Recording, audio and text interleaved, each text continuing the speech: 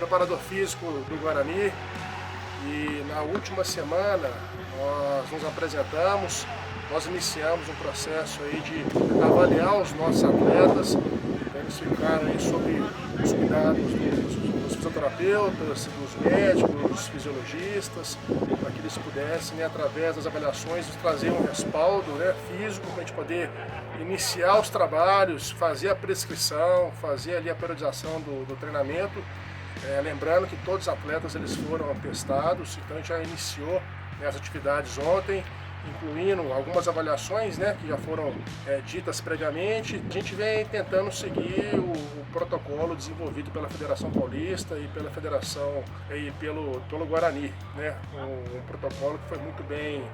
desenvolvido pelo departamento médico. Então essa primeira fase seriam treinos em grupos, um treino com caráter mais físico,